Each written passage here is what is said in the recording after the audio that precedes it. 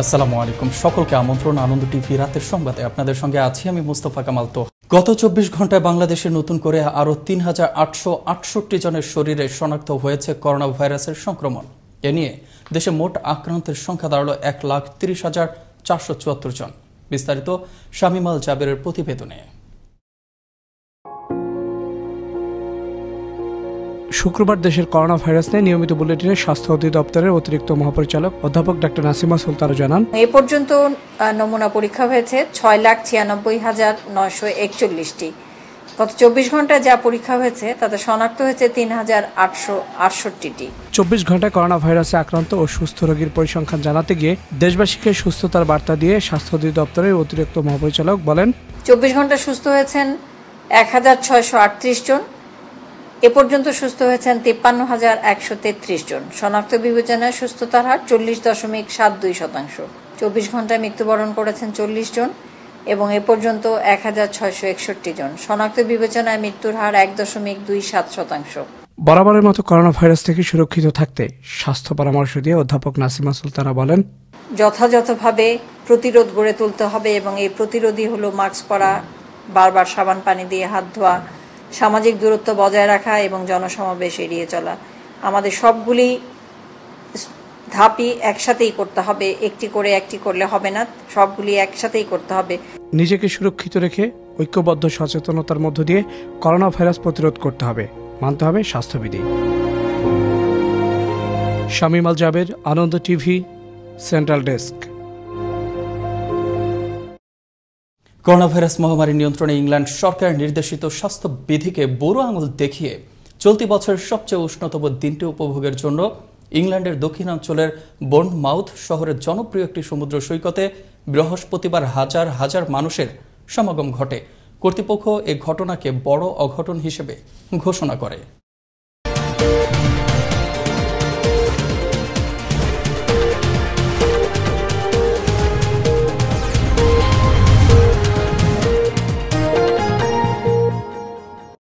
সপ্তাহের ব্যবধানে আজ রাজধানীর কাঁচা বাজারে গত সপ্তাহের চেয়ে চড়া দামে বিক্রি হচ্ছে সকল ধরনের সবজি, সঙ্গে দাম বেড়েছে মুরগি ও মাছেরও। তবে কিছুটা অপরিবর্তিত রয়েছে গরু ও খাসির মাংসের দাম।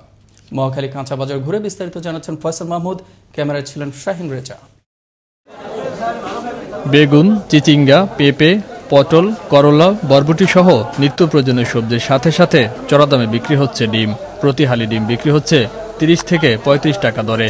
লাল ডিম ছিল আপনার ৩০ টাকা ৩২ টাকা হালি, এখন হালি ৩৫ টাকা ডজন বিক্রি করি ১০০ টাকা। আমি প্রথমে সবজি বাজার থেকে কিছু সবজি কিনেছি, যেগুলো সচরাচর যে প্রাইস তার থেকে ১০ টাকা ১৫ টাকা করে বেশি। গত সপ্তাহ থেকে এই সপ্তাহে মালের দাম অনেক বেশি। এখন ভাই আগের থেকে দাম বাড়ছে।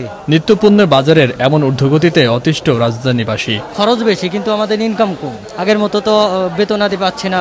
এদিকে সবজির সঙ্গে চড়া দামে বিক্রি হচ্ছে মুরগি ও বিভিন্ন প্রজাতির মাছ। মাছের দামটা বেশি কিন্তু বাজারে বেতন যায় না, বাজারে কমে বেতন যায়, কাস্টমার নাই। পাকিস্তানি মুরগি আর দেশি মুরগি একটু বেশি। আরো মাছের আমদানি কম, তো এই জন্য আরো একটু মাছের দাম বেশি। তবে বাজার ঘুরে দেখা যায় অপরিবর্তিত রয়েছে গরু ও খাসির মাংসের দাম। আগে দাম ৮০০ টাকা খাসির মাংস, দাম বাড়ে না। করোনা ভাইরাসের প্রাদুর্ভাবের শুরুর দিকে সবজির দাম ছিল অনেক কম, কিন্তু বর্তমানে সরবরাহ কিছুটা কমে যাওয়ায় চাহিদা ও দাম দিন দিন বেড়েই চলছে। আর ক্রেতা সাধারণের মতে এমন পরিস্থিতি চলতে থাকলে ক্রয় ক্ষমতার বাইরে চলে যাবে বাজার দর। ফয়সাল মাহমুদ, আনন্দ টিভি, ঢাকা।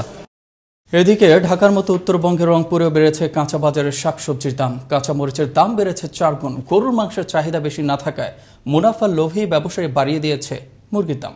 শুক্রবার রংপুর সিটি কাঁচা বাজার ঘুরে মাহফুজ আলম প্রিন্সের পাঠানো তথ্য ও ভিডিও চিত্রে আরও জানাচ্ছেন মরিয়ম রিমো। রংপুর অঞ্চলে গরুর শরীরে লাম্পি স্কিন ভাইরাসের সংক্রমণের কারণে গরুর মাংসের চাহিদা বেশি না থাকায় মুনাফালোভী ব্যবসায়ীরা বাড়িয়ে দিয়েছে মুরগির দাম। লাল লেয়ার মুরগির দাম বেড়েছে কেজিতে ২০ টাকা পর্যন্ত, আর প্রতিটি দেশি মুরগির দাম বেড়েছে অন্তত ৫০ টাকা। দাম বৃদ্ধির কারণ হলো এই যে গেল কিছুদিন আগে, ঠিক আছে, ব্রয়লার যখন ৮০-৯০ টাকা ছিল তখন অনেক খামার বন্ধ হয়ে গেছে। মুরগির দাম বাড়লেও কমেছে ডিমের দাম। ব্যবসায়ীদের দাবি, বর্ষাকালে চারিদিকে পানি আর আমদানি কম থাকায় অস্বাভাবিক বেড়ে মরিচের দাম হয়েছে ৪ গুণ। ডিমের দাম ছিল ৮০০ টাকা, ৮০০ টাকা ৭৯০ টাকা। এখন এই সপ্তাহে বর্তমান ডিমের বাজার চলতেছে ৭৫০, ৭৪০। ডিমের দাম ছিল ৮০০ টাকা, ৮০০ টাকা ৭৯০ টাকা। এখন এই সপ্তাহে বর্তমান ডিমের বাজার চলতেছে 750, 740। গরু ও খাসির মাংস সহ অন্যান্য পণ্যের দাম রয়েছে অপরিবর্তিত। এছাড়া রসুন ও আদার দাম বেশ চড়া। অবশ্যই পেঁয়াজের দামও কিছুটা বাড়তি। পেঁয়াজ গত সপ্তাহে আমরা বিক্রি করছি 16 টাকা, এখন 20 টাকা বিক্রি করতেছি পাইকারি। একটু দাম তো বাড়ছে। সাধারণ মানুষ মনে করছে বাজার মনিটরিং সঠিকভাবে হলে অহেতুক পণ্যের দাম বাড়াতে পারবে না ব্যবসায়ীরা। সরকারের সংশ্লিষ্ট মহলের প্রতি এমনটাই বিশ্বাস ভুক্তভোগী ক্রেতাদের। মরিয়ম রিমু, আনন্দ টিভি, ন্যাশনাল ডেস্ক। টাঙ্গাইল সদর উপজেলার রামনা বাইপাস এলাকা থেকে শুক্রবার সকালে 300 বোতল ভারতীয় নিষিদ্ধ ফেন্সিডিল সহ ইসলাম, মামুন ও আফসার আলী নামের 3 মাদক ব্যবসায়ীকে আটক করেছে র্যাব 12। এ সময় নগদ টাকা ও মোবাইল ফোন উদ্ধার করা হয়। ভবিষ্যতে র্যাবের এ ধরনের অবৈধ মাদক বিরোধী অভিযান চলমান থাকবে বলে জানান টাঙ্গাইল র্যাব 12 এর সিপিসি 3 এর company commander major Abu Naim Mohammad Talat. ফেনীতে পিডিবি ও পল্লী বিদ্যুতের ভুতুড়ে বিদ্যুৎ বিল নিয়ে গ্রাহক হয়রানি চরমে। বিদ্যুৎ বিভাগের দাবি, যে কোনো ধরনের সমস্যায় নিকটস্থ বিদ্যুৎ অফিসে যোগাযোগ করলেই মিলবে সমাধান। কিন্তু কে করবে সমাধান, সে সদুত্তর খুঁজে বেড়াচ্ছে ফেনীর ভুক্তভোগীরা। ফেনী থেকে জাফরুল্লাহর প্রতিবেদনের ডেস্ক রিপোর্ট। করোনা প্রাদুর্ভাবের পরপরই 3 মাসের বিলম্ব মাসুল মওকুফের ঘোষণা দেয় বিদ্যুৎ বিভাগ। কিন্তু এ সময় মিটারের রিডিং ছাড়াই গড় বিলের নামে আসতে থাকে ভুতুড়ে বিল। এ নিয়ে শহরে কিছুটা সমাধান মিললেও ভোগান্তি কমেনি গ্রামে। এই অবস্থায় করোনা ঝুঁকির মধ্যেই গ্রাহকদের বিদ্যুৎ বিভাগের বিভিন্ন অফিসে ধর্ণা দিতে হচ্ছে। বিদ্যুৎ বিল অন্যান্য মাসের তুলনায় গত 3 মাস অনেক বেশি আসছে। এদেরকে আমি বলছিলাম, ওরা বলছে দেখি এরা অ্যাডজাস্ট করবে। অনেকেই অভিযোগ করেছেন সাধারণ সময়ের চেয়ে মে মাসের বিল এসেছে দ্বিগুণ, 3 গুণ অথবা তারও বেশি। বিদ্যুৎ বিল তো অন্যান্য থেকে বহুত বেশি আসতেছে। এই মাসে প্রায় 800 টাকার মতো বিল আসছে। ফেনী পল্লী বিদ্যুৎ সমিতি জেনারেল ম্যানেজার আক্তার হোসেন বলেন, করোনা ঝুঁকির কারণে বিদ্যুৎ কর্মীরা বাড়ি বাড়ি গিয়ে মিটার দেখতে পারেননি। ফলে এপ্রিল মাসের বিল করা হয়েছে 2019 সালের এপ্রিল মাসের বিল অনুসারে। আমরা 3টা বিল একসাথে পাঠাইছি। 3টা বিল একসাথে পাঠানো অনেক গ্রাহক বুঝতেও পারে নাই এটা কি 3টা বিল না একটা বিল। এই বিষয়গুলি আমরা বিজ্ঞপ্তি দিচ্ছি, যাদের এরকম সমস্যা আছে আমরা বিলগুলি সমাধান করে দিচ্ছি, বিলগুলি ঠিক করে দিচ্ছি। বিদ্যুৎ অফিস সূত্রে জানা যায়, ফেনীতে পল্লী বিদ্যুতে 3,77,000 এবং পিডিবির 65,000 গ্রাহক রয়েছে। বিদ্যুতের চাহিদা রয়েছে 100 মেগাওয়াটেরও বেশি। ভুতুড়ে বিল নিয়ে গ্রাহক হয়রানি বন্ধে সরকার প্রয়োজনীয় ব্যবস্থা নেবে এমন প্রত্যাশাই ভুক্তভোগীদের। তরিকুল ইসলাম, আনন্দ টিভি, ন্যাশনাল ডেস্ক। বগুড়ায় একটি জিপ গাড়ি থেকে 175 কেজি গাঁজাসহ মাহফুজুর রহমান নামে এক মাদক ব্যবসায়ীকে গ্রেফতার করেছে র্যাব 12। বৃহস্পতিবার দিনগত রাতে র্যাব 12 বগুড়া ক্যাম্পের একটি টহল দল সোনাতলা বাজার এলাকা থেকে তাকে গ্রেফতার করে। শুক্রবার সংবাদ সম্মেলনে বগুড়া ক্যাম্পের কোম্পানি কমান্ডার সহকারী পুলিশ সুপার মুস্তাফিজুর রহমান বলেন, গ্রেফতারকৃত মাদক ব্যবসায়ী দীর্ঘদিন ধরেই দেশের বিভিন্ন স্থানে মাদকের বড় বড় চালান সরবরাহ করে আসছিল।